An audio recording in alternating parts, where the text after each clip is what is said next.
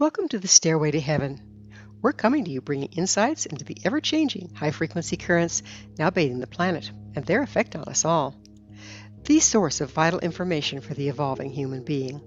I'm Gwilda Wiyaka. What is shamanism and how can it help us now? Shamanism is an ancient healing modality dating back between 50 to 60,000 years. If you follow any lineage back far enough, you'll find a shamanic, earth, and stellar-based society. Some form of shamanism is still practiced today by most every indigenous culture. These practices have been passed down through the generations and are particular to each tribe or peoples. The form is also being taken up by modern-day practitioners. As a rule, the title shaman is usually reserved for the indigenous practitioners who, coming from shamanic lineage, have a genetic predisposition to the form and have been groomed since childhood, going through intense training and initiations.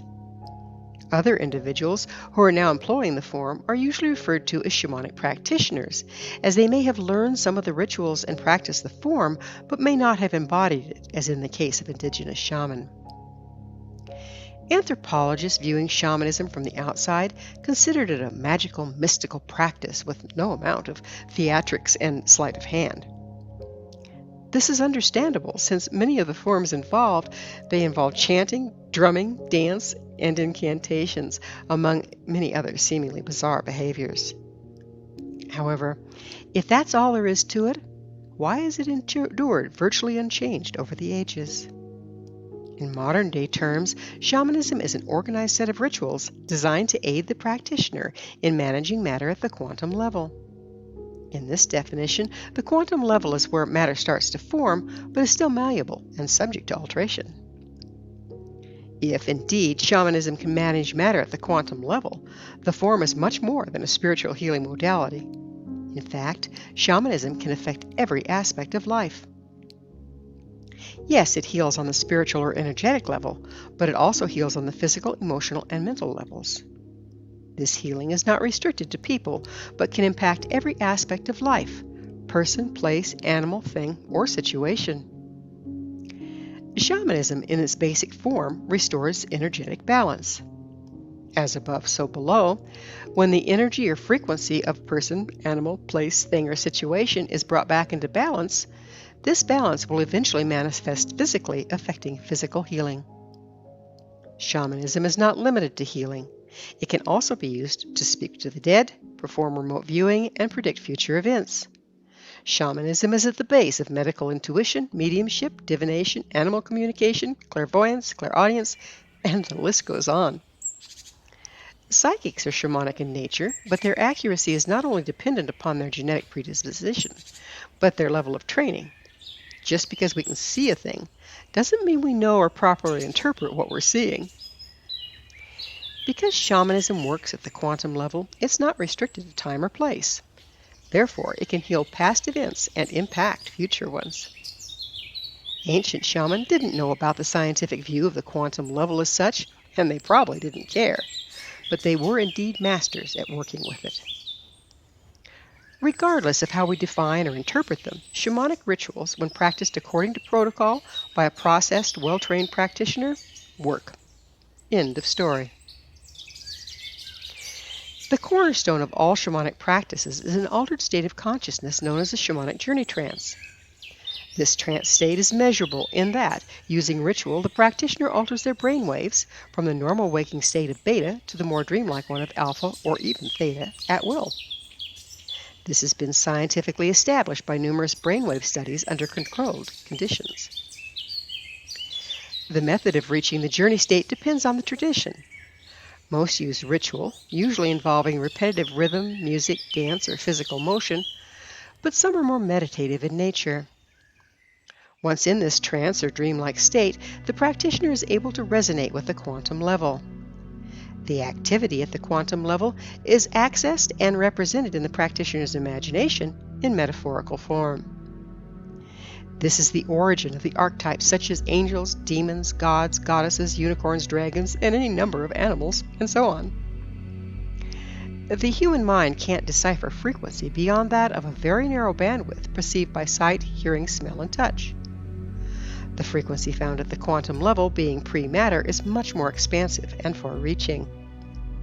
The archetype serves to represent the particular frequency or frequencies found at the quantum level in response to a question posed by the practitioner. This has been greatly misunderstood over the ages, even by shaman themselves. During lower frequency and therefore dogmatic times, the archetypes have been viewed as real and present entities rather than allegorical, further adding to the invalidation of the form by the scientific community. One of the most challenging aspects of shamanism is accurately deciphering metaphor, an art form all its own. To further complicate things, sometimes what's perceived in the journey trance is indeed literal, such as a past event or an upcoming one.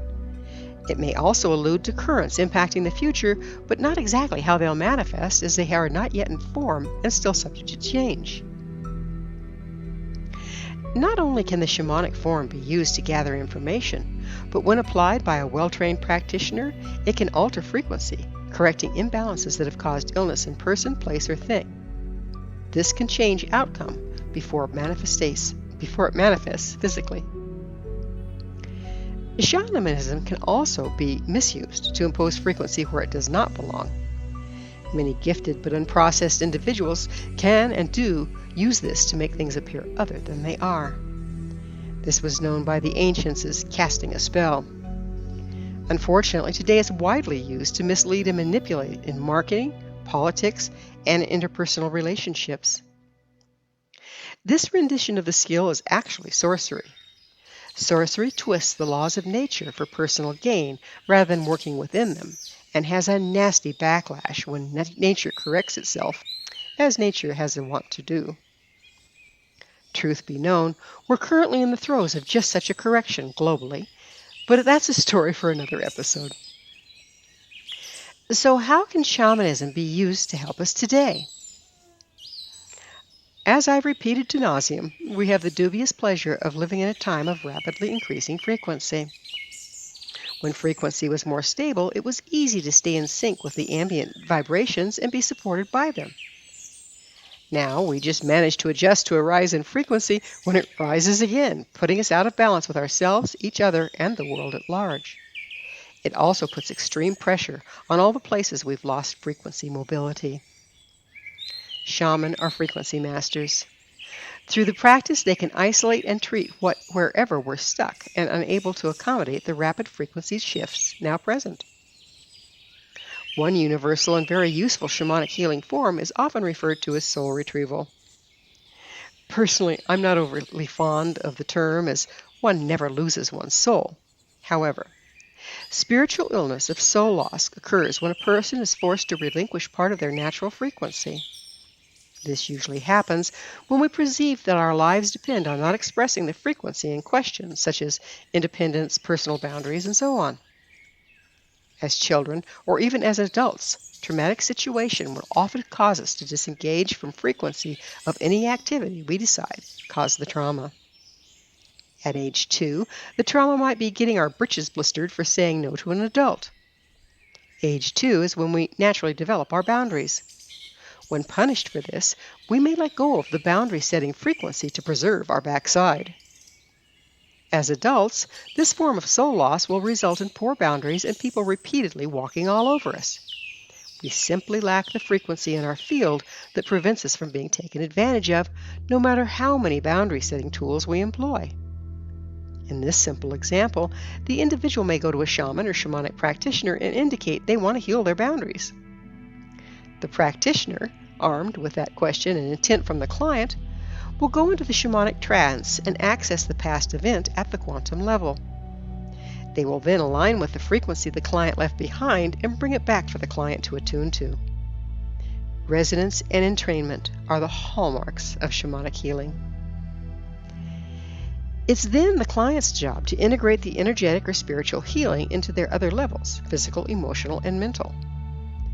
During the journey, the practitioner will usually have been given a story about why the client disconnected.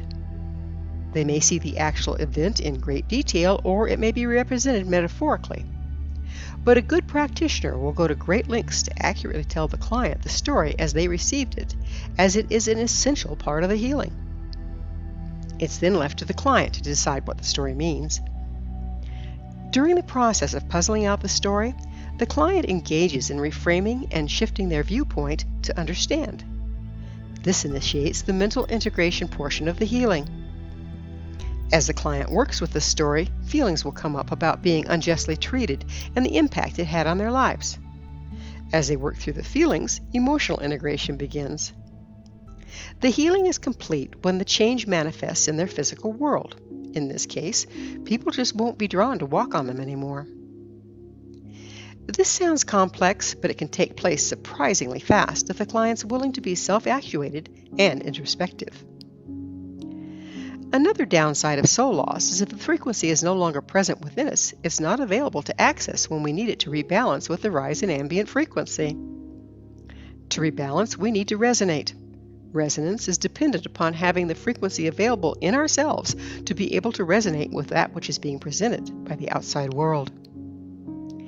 In our modern times, shamanism is not a well-recognized form, nor is it often practiced.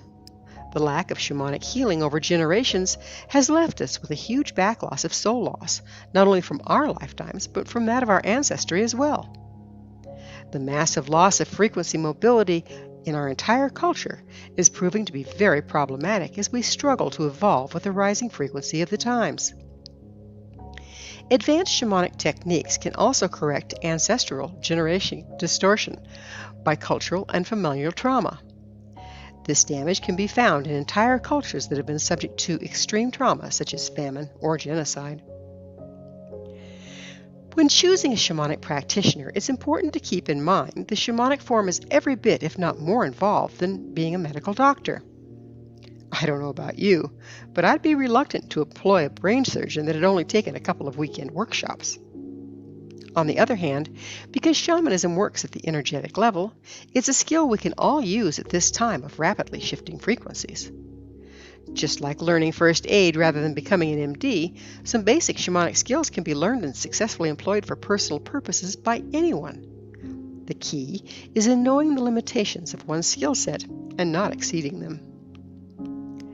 In other words, if a simple bandage won't solve the problem, do not hesitate to go see the doctor. How ironic that during modern times of rapid evolution, our very salvation may reside in the ancient past. Regardless of what form we employ, the key in regaining and maintaining frequency, mobility, and balance. And where do we find that balance at any given time? Shamanism is an earth and stellar-based practice. The ancients knew what we've forgotten. The earth and stars hold the answer. It's vital for our survival to work with nature, not against her, to cherish her, not exploit her, for nature is always in tune. To the degree we love and honor and align with nature while healing all the places where we cannot, we will remain in tune also. Thank you for joining me, Gwilda Wiyaka, on the Stairway to Heaven, where we provide the updates on the energetic currents facilitating our evolution into conscious, powerful co-creators. As I'm sure you've noticed, not only do the Stairway to Heaven episodes stand alone, but they weave together to form a map to evolution and personal empowerment as we enter the new era. To revisit this or any of our past archives, visit www.stairwaytoheavenmedia.com. If you'd like to find out more about me, my school, and the evolutionary tools we offer, visit www.findyourpathhome.com. Until next time, may you be blessed on your sacred path to wholeness. We are here. The time is now.